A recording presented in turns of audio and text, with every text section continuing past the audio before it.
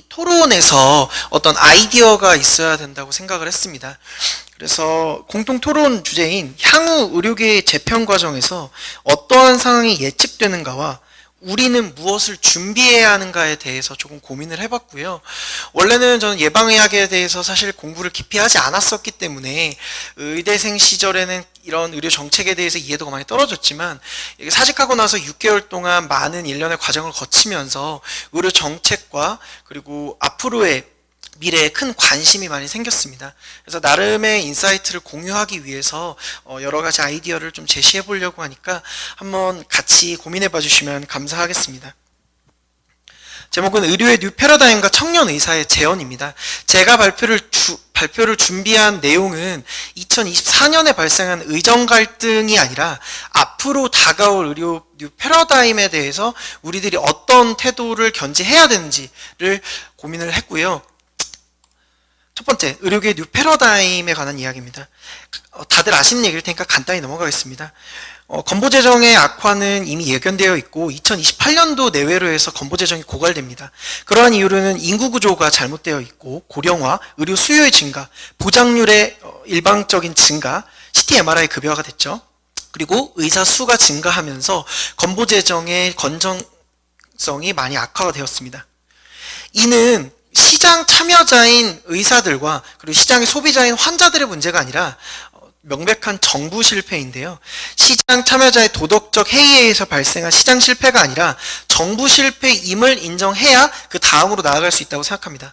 예전에 미국의 대공황이었을 때 밀턴 프리드먼이라는 경제학자가 대공황의 원인이 시장 참여자 때문이라고 지적했던 미국의 의견에 반대해서 정부 실패라는 지적을 했었고, 그게 받아들여져서 오히려 개입을 최소화하면서 적절하게 다른 방향성으로 정부 기조가 잡혀야 된다라는 건의에 대해 미국이 받아들여져서 긍정적인 방향으로 대공황이 해결이 됐었는데, 이에 대한 공로를 밀턴 프리드먼은 그 노벨 경제학상을 받았거든요. 이번 의정 사태도 똑같다고 생각합니다. 정부는 시장 실패라고 이야기를 하고 있지만 우리는 이게 명백한 정부 실패임을 단호히 외쳐야 됩니다. 의료계획의 필요성은 사실 4번에 다 나와 있다고 생각합니다. 1, 2, 3번은 이제 여러 가지 정책적인 기조 때문이고, 공공정책 수가와 대안적 지불제도의 확대가 사실 그 본질이라고 생각하거든요. 건보재정의 지속성, 이 한 가지가 가장 중요한 정책 과제여서 의료개혁이 나왔다고 생각합니다. 결론적으로 현재 의료제도는 지속 가능성이 낮은데 정부 정책의 방향성은 개선될 여지가 낮기 때문에 2028년도에 건보재정 고갈을 앞뒤로 해서 뉴 패러다임은 반드시 올 거라고 생각을 합니다. 그럼 이 뉴 패러다임은 어떻게 올 거냐? 정부를 움직이는 요소는 4가지가 있다고 생각합니다. 정치, 법, 로비, 여론. 이 중에 정부를 가장 강하게 뒤흔들 수 있는 건 사실 정치와 법, 로비, 아니고 저는 여론이라고 생각합니다. 일전에 서울대비대 심포지움에서 21대 국회에서 의사 출신 국회의원 신영 의원님이 이런 말씀을 하셨습니다. 정부 정책 기조에 변화가 생기려면 어떤 안이 나와야 되는데 그 안이 나오는 전제 조건은 3가지가 있다. 첫 번째는 지금 현안일 것, 두 번째는 그게 파격적일 것, 그리고 3번째가 그러한 것이 만약에 긍정적으로 잘 정착이 되면 국민의 동의를 절반 이상 얻을 수 있을 것. 3가지가 동의가 되어야 정책의 창이 열린다고 얘기하신 적이 있습니다. 저는 이 부분에 굉장히 동의를 했고, 실제로 의사 집단들이 이 여론은 어차피 우리를 항상 때리고 말해봐야 잘 못 알아듣기 때문에, 계몽의 대상이기 때문에 조금 우리가 컨트롤하기 어렵다라고 생각한 게 현실인 것 같습니다. 하지만 저는 의사 집단의 정치적 제고는 여론을 배제하고선 불가능하다고 생각합니다. 국민이 원하는 의료는 육각형 의료입니다. 이러한 육각형 의료를 이미 태어날 때부터 체감하고 있는 국민들이 과연 이 육각형에서 한쪽이 무너졌을 때 역체감을 어떻게 느낄지는 굉장히 자명합니다. 국민이 원하는 의료입니다. 당연지정제와 저수가제도. 태어날 때부터 이러한 제도가 있었던 국민들은 만병통치에 대한, 이제 현대의학의 만병통치에 대한 기대가 있고, 이는 국민의 잘못이 아니라고 생각을 합니다. 지금의 의료를 가장 포기하고 싶지 않은 것은 사실 정부도 아니고, 그리고 의료계도 아니고 국민이라고 굳게 생각하고 있습니다. 이러한 불만은 시대적 요구로 이제 환원이 될 텐데, 현재 의료 시스템의 전반적인 의료의 질 하락은 피할 수가 없는 필연이라고 생각을 합니다. 대기 시간, 치료의 적정성 등이 변화할 것이고 거기에 대해서 다른 돈을 내고 같은 수준의 의료를 받아야 되는 것에 대한 불만은 의료계도 정부도 아닌 국민 내부로부터 발생을 할 거고 그렇기 때문에 프라이빗 섹터, 민영 영역에 대한 요구는 반드시 필연적으로 발생할 것입니다. 실제로 지난해 건보로 내고도 병원 안 간 사람이 241만 명, 형평성 논란에 대한 보도자료가 자주 나오고 있고요. 하이브리드 의료보장 체계에 대한 정부의 연구도 사실 동시에 이루어지고 있습니다. 이번에 8월 28일자로 건보공단 연구원장의 장성인 교수님이 임명되셨는데 이전에 장성인 교수님이 의료비 지출에 대한 건보 재정 외에도 민간 재원을 끌어들여야 한다는 주장을 하셨고 이 부분이 의료 민영화를 암시한 것이 아니냐는 지적을 하며 노조가 의료 민영화론자는 연구원장에 적절하지 않다라는 성명을 냈었습니다. 사실 근데 정부는 이미 하이브리드 의료보장 체계를 감안을 하고 대체 지불 제도를 개발을 하고 있다고 생각을 하기 때문에 이런 민영화, 실질적 민영화는 전 반드시 올 거라고. 이미 이전에 정부에서 공표한 대로 그 경증 환자의 경우 90% 응급실 본인 부담료를 받는다는 것 자체가 이전에 본인 부담료가 별로 없을 때 응급실을 편하게 이용했던 사람들은 아, 내가 이 비용을 감당할 수 없기 때문에 응급실을 못 가겠다라고 느끼는 게 사실상 그 돈을 낼 수 있는 사람은 프라이빗 섹터로 간 것이고 돈을 낼 수 없는 사람은 퍼블릭 섹터만 이용해야 되기 때문에 실질적인 민영화의 스텝에 들어섰다고 저는 생각을 합니다. 그러므로 이주영 의원님이 이전에 발표 자료를 참고해서 현실적인 결론은 의료기관들은 현 수가 체계와 비급여 영역이 축소될 것이고 건보재정 기축으로 인한 경영 악화가 자명합니다. 이에 대한 출구 전략으로 외국인 환자 유치 및 사실상의 민영화, 진료시장이 형성될 것이라고 생각합니다. 즉 2028년 전후로 올 의료의 뉴 패러다임은 프라이빗 섹터, 민영의료 영역에 대해서 민영의료 영역이 분명히 발생할 것이고 여기에 대해서 우리 집단이 어떻게 대비할지는 구체적으로 한 두 가지를 생각을 해봤습니다. 이는 환자-의사 관계에서 좀 착안을 해봤습니다. 의사 집단의 신뢰도는 2012년에 비해서 2022년에 굉장히 많이 올라갔습니다. 의사가 하는 말이 참일 것이다라는 이 신뢰도는 50%에서 65%로 올라갔지만 반면에 의사 집단이 참인 말을 하지만 권위적이고 집단 이기적이라는 부정적인 이미지 또한 같이 올라갔습니다. 이러한 이미지와 신뢰도는 불가변하다고 생각할 수도 있는데 아닙니다. 실제로 사회적 이슈인 코로나 팬데믹 이후에 의사 집단에 대한 신뢰도와 이미지는 굉장히 큰 폭으로 긍정 혹은 부정으로 변화를 했기 때문에 우리의 의사 집단이 사회적 이슈에 대해서 어떻게 대응하냐에 따라서 이러한 이미지는 충분히 재고가 가능합니다. 그리고 또 동시에 의사는 도덕적으로 그리고 전문 직업 윤리적으로 사회적인 역할과 책임이 있기 때문에 단순히 직능인으로서 기능을 제한하고 우리는 건보재정의 제3자라고 빠져있는 것은 부적절하다고 생각합니다. 냉정하게 말해서 의사들은 사회적 계약관계에 의해서 건보에 묶여있고 당연지정제에 의해서 건강의료라는 건강상품을 소비자, 환자한테 제공할 뿐입니다. 여기 좀 단순화해서 생각하면 건보공단이라고 하는 보험자가 건강이라는 보험 상품을 소비자한테 팔고 싶은데 본인은 능력이 안 되니까 당연지정제라는 강제계약을 통해서 의료 공급자한테 공급을 부탁한 것이고 그렇기 때문에 의사들은 사실상 냉정하게 말하면 피해자입니다. 왜냐하면 그 행위별수까지에 의해서 행위를 하고 나서 바로 그거에 대한 급여가 지급이 돼야 되는데 한두 달 있다 지급이 되기 때문에 지연이자에 대한 발생을 감수하고 있고 이외에도 많은 의료 공급에 대해서 리스크는 우리가 떠안지만 베네핏은 정부가 보는 형태이기 때문에 하나의 피해자입니다. 하지만 그럼에도 불구하고 의사들은 직업윤리 의료윤리 강령에도 나와 있죠. 직업윤리가 있기 때문에 사회적, 도덕적 책무가 있다고 생각을 해서 적절한 개입을 해야 된다고 저는 주장하고 싶습니다. 하지만 여론은 처참합니다. 실제로 필수의료 패키지와 최상병 사망 사건이 동시에 이제 전개 이슈로 떠올랐을 때 최상병 사망 사건과 다르게 필수의료 패키지는 여론이 굉장히 처참했습니다.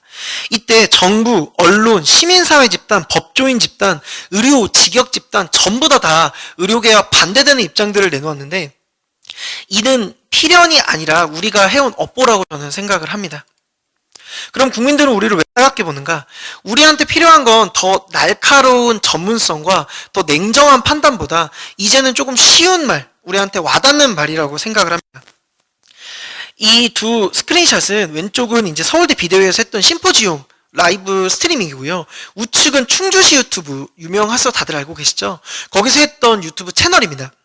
여기 보시면 사회적 거리두기와 손 씻기를 약 10초 정도 설명했던 충주시 유튜브는 조회수가 1000만인데요. 진짜 굉장히 공부를 많이 하신 교수님들과 여러 사회학자분들이 나와서 3시간 동안 열띤 강연을 펼쳐주신 이 심포지움 강의는 조회수가 잘 안 보이시겠지만 460회입니다. 저는 이 강의를 2번 봤는데요. 굉장히 중요한 내용, 필수적으로 알고 있어야 될 내용을 굉장히 많이 알려주시지만 이게 400명만 듣는다는 건 1000만 명이 들은 손 씻기보다 사회적 파급력이 굉장히 약하다고 생각을 합니다. 저희는 이 부분에 대해 굉장히 고민을 해봐야 된다고 생각을 하고요. 방법론으로 2가지를 제시하고 싶습니다. 첫 번째는 자정작용입니다.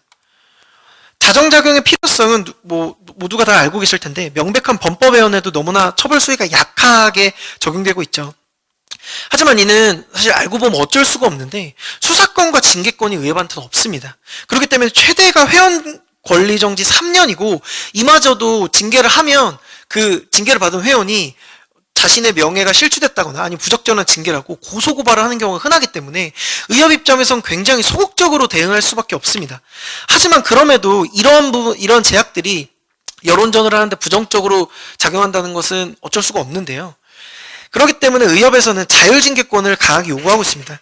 이번에 36주 낙태 의사 이슈 때도 의협은 자율징계권이 있었다면 해당 의사는 즉시 면허 취소가 됐을 거고 우리가 나서서 징계했을 것이라고 얘기를 합니다. 이외에도 여러 가지 롤스로이스나 마약 사건 등 여러 가지 사회적 이슈에 대해서 의협이 목소리를 내고 있지만 조금 아쉬운 부분이 있어 이를 지적하려고 합니다. 결과론적으로 자율징계권은 우리가 반드시 가져와야 되고 이는 지금은 징계에 대한 심의를 변호사 2명과 소비자단체 대표가 같이 하는데 이는 굉장히 부적절하다고 생각을 합니다.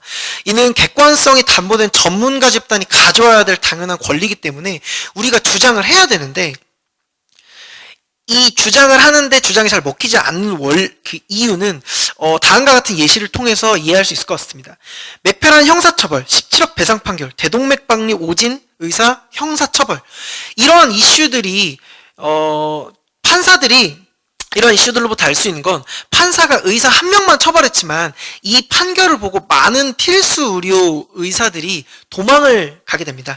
이에 대해서 소총수가 총을 쓰면 전선위의 새는 함께 날아간다는 비유를 참 많이 하는데요.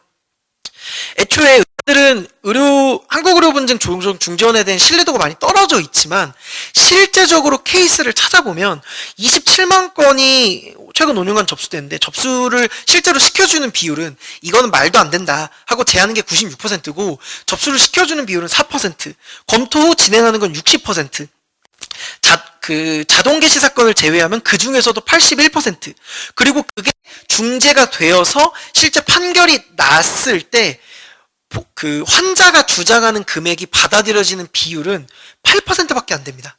즉 국민들이 이만큼 많이 요구를 하지만 굉장히 많은 수를 중재를 하고 있고 대부분 다 1000만 원 이하의 중재 비용이고 이는 신뢰를 할 수 있고 없고를 떠나서 의료사고 공제조합에서 충분히 배상이 가능한 정도입니다.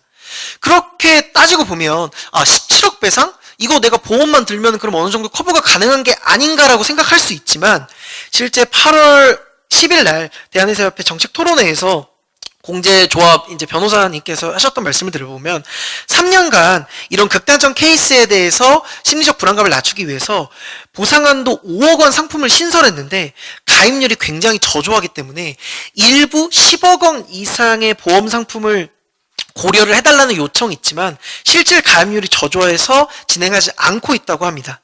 이는 파산에 대한 실질적인 두려움이 아니라 의료소송 자체가 그리고 그런 전설적인 사건 한두 개 자체가 필수 의료를 기피하는 원인이라는 건데요.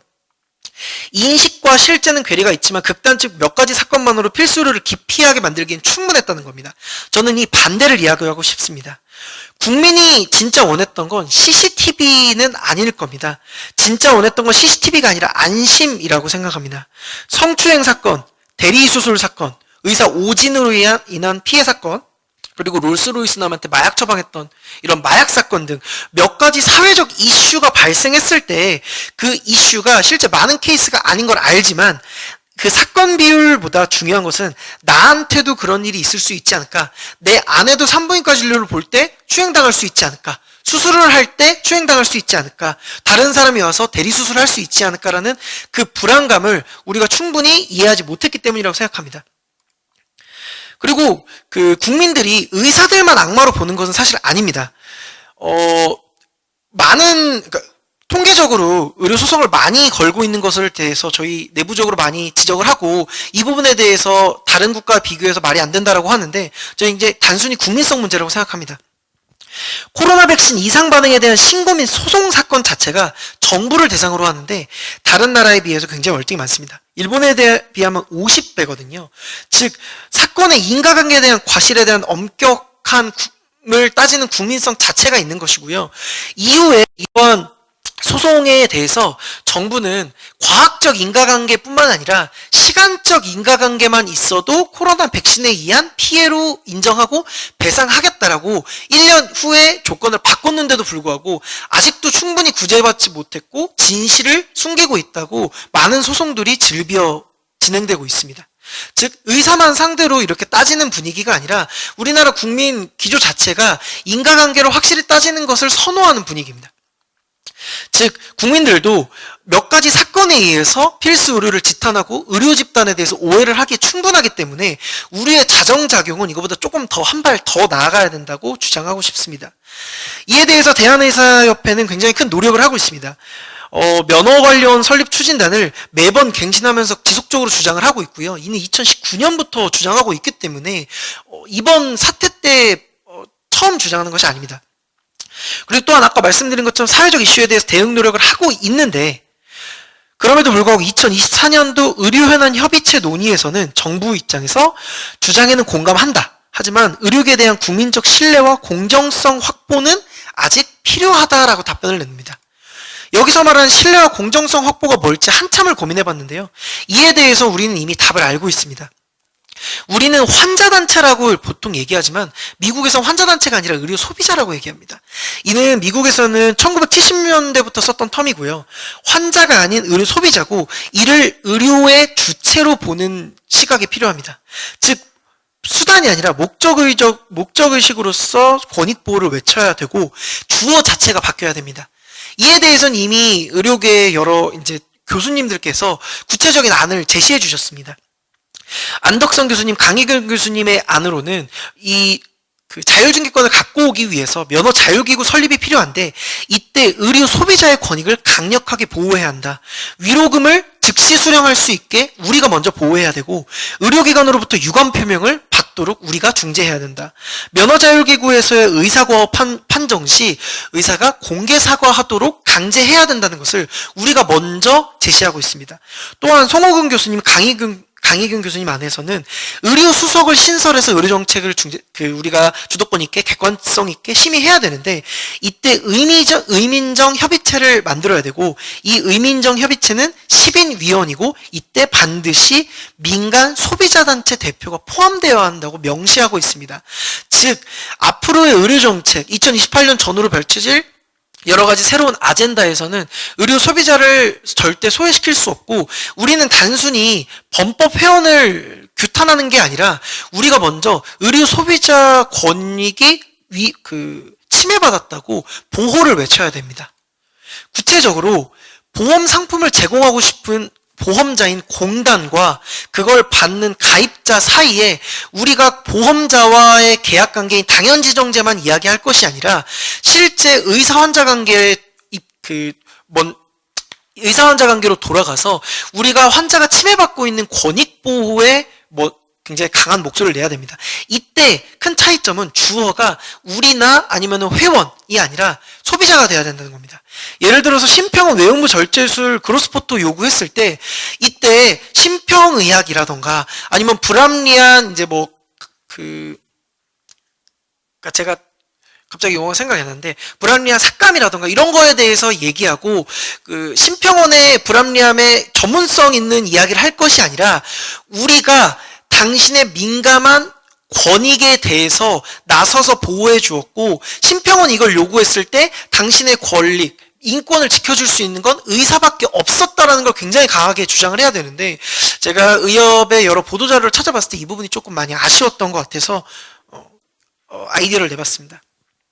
즉, 주장의 주어가 의사가 아닌 환자가 되어야 되고요. 소비자의 권익이 침해받고 있음을 알리고 우리가 먼저 나서서 보호해야 명분을 가져올 수 있고 여론전을 할 수 있다고 생각합니다. 의료 소비자의 권리 보호를 외면해서는 사회적 권력을 절대 획득할 수 없고 객관적 심의를 우리가 할 수는 없다고 생각을 합니다. 두 번째 아이디어입니다. 상징적 인물이 우리 의료계에 필요합니다. 영화 및 드라마 속에서는 대중이 원하는 의사에 대한 이미지를 투영하고 있습니다. 하지만 저는 솔직히 말해서 의사들이 가지고 있는 사명감이 이 드라마 속 의사와 다르지 않다고 생각하거든요. 그렇기 때문에 실제로 그런 사례가 많다는 걸 구체적으로 알려야 됩니다. 의료계, 특히 의협에서는 이런 역할을 수행해 주셔야 되는데, 선한 영향력을 가는 의사를 발굴 및 양성해 주시고 영웅화를 시켜 주셔야 됩니다. 우리는 예전에 이국정 교수님에 대해서 조금 냉정히 보고 윤리위원회에서 평가하고 이랬던 보도자료들만 많이 검색이 되는데, 오히려 필요 이상으로 과장해서 영웅화를 해줘야 그러한 선한 영향력이 우리의 정치적 역량을 제고시킬 수 있다고 생각을 합니다. 의협과 이국종 교수님을 동시에 키워드를 넣고 구글에 검색을 해보면 의료윤리학회 의사들이 본 이국종 교수의 행동은 이국종 교수 비판 시위, 의료기관에 대한 폭력이다. 존경하지만 병원장에 불려갈 만해. 이런 키워드가 뜹니다. 저는 이런 소극적 보호가 아니라 앞에 서서 홍보해야 된다고 생각을 합니다. 두 번째로 미담의 발굴이 필요한데 가장 마지막 줄의 핵심입니다. 의사 집단은 비난하기 쉽지만 눈앞의 의사 개인은 비판하기가 참 어렵다고 생각을 합니다. 의료계가 헌신하고 있다. 덕분에 챌린지 이런 거보다 의사 아무개가 이번에 오프를 반납하고 수술을 해서 누구 산모 누구를 살려서 아이를 살렸다. 이런 미담을 적극 홍보하고 발굴해야 된다고 합니다. 작년에 산부인과 의사 한 분이 30년 동안 의사 생활을 하는데 빚이 마이너스 7억이고 집도 팔고 이제 혼자서 병원에서 식사하면서 환자를 보고 있다. 이런 걸 30분 정도 다큐로 KBS 제작한 적이 있는데, 저는 이런 거 KBS가 아니라 의사들 내부에서 의협에서 먼저 발굴해서 대서특필하고 미담으로 알리고 이 부분 지원해야 된다고 홍보해야 된다고 생각합니다. 다음으로 전담 키커 육성이 필요합니다. 이 오른쪽은 나는 국대다라고 하는 국민의힘에서 그 청년들을 대상으로 대변인 토론 배틀을 했던 건데요. 이 토론 배틀에서 우승했던 사람은 국민의힘 대변인단에 들어갔었습니다. 이처럼 연속성 있는 대중과의 소통을 하고 상징성 있는 인물을 육성을 하고 젊은 의사의 정치력을 제고하기 위해 유능한 젊은 의사를 발탁을 해서 권리를 많이 주고 그리고 발언권을 많이 줘서 언론에 많이 드러내야 된다고 생각을 합니다. 그리고 이를 위해서 의협의 대의원의 구조의 대제적 개편이 필요하다고 생각합니다. 저는 40세 미만 의사가 절반은 돼야 된다고 생각합니다. 그래서 결론입니다. 2024년도 의정 사태를 넘어서 저희는 2028년도 전후에 올 뉴 패러다임, 실질적 민영화에 대비를 해야 된다고 말하고 싶습니다. 이때는 우리는 사직 물결이나 투쟁이 아니라 다른 방식으로 주도권을 쟁취를 하기 위해 국민 신뢰 회복이 반드시 필요하고요. 이를 위해서 사회적 이슈에 대한 충분히 자정작용을 적극적으로 드러낼 필요가 있습니다. 이때 전문성을 활용하여 의료 소비자 권익 보호를 우리가 나서야 됩니다. 정보 격차가 나는 의료에 대해서는 환자의 인권을 지켜줄 수 있는 건 의사밖에 없다라는 것을 강력하게 말해야 된다고 생각합니다. 그 두 번째로 영웅과 미담을 홍보하고 우리 정치 역량을 가진 젊은 의사를 발굴을 해야 된다고 생각합니다.